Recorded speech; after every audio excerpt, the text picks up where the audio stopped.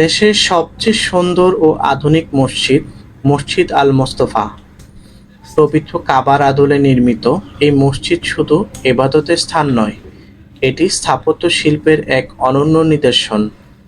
এর চোখ জুড়ানো ফোয়ারা এবং সবুজ প্রকৃতির মাঝে দাঁড়িয়ে থাকা এই স্থাপত্য যেন প্রকৃতি ও শিল্পের এক অপূর্ব মেলবন্ধন। আজ আমরা আপনাদের শোনাবো এই অনন্য মসজিদের পেছনের গল্প।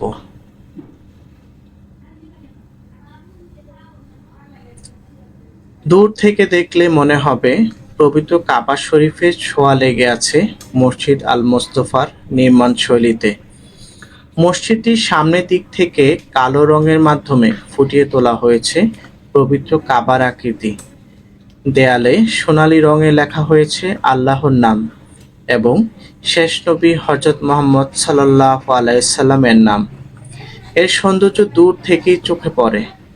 মসজিদের ভিতরে মিম্বরের দেয়ালেও একই নকশা। উপরের দিকে বড় করে সোনালী রঙে লেখা রয়েছে কালেমায়ে তয়্যবা, লা ইলাহা ইল্লাল্লাহু মুহাম্মাদুর রাসূলুল্লাহ সাল্লাল্লাহু আলাইহি ওয়াসাল্লাম। মসজিদ আল মোস্তফার বিশেষত্ব শুধু এর নান্দনিক ডিজাইনেই সীমাবদ্ধ নয়, নামাজের কাতারে বেশ কয়েকটি বেঞ্চও রাখা হয়েছে, যা অন্য কোনো মসজিদে দেখা যায় না। ক্লান্ত মুসল্লিরা এখানে বসতে এবং হেলান দিতে পারেন।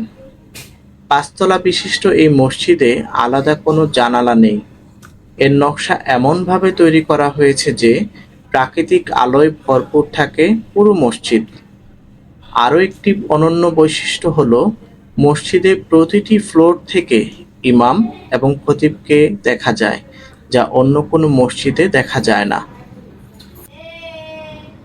মসজিদ আল মোস্তফা শুধু পুরুষদের জন্যই নয়, নারীদের জন্য রয়েছে আলাদা নামাজের জায়গা।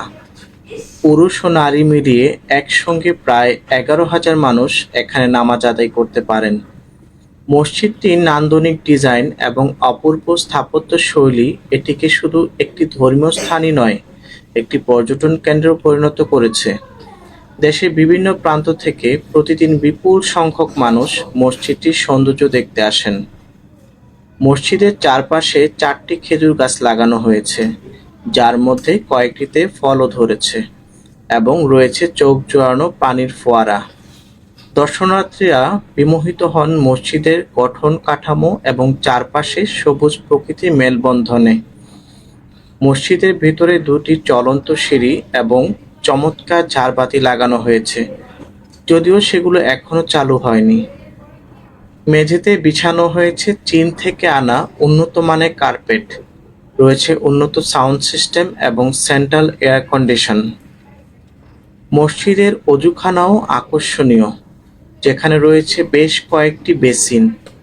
যারা গাড়ি নিয়ে নামাজে আসেন তাদের জন্য মসজিদের নিচে বিশাল পার্কিংয়ে 105টি গাড়ি রাখার ব্যবস্থা করা হয়েছে।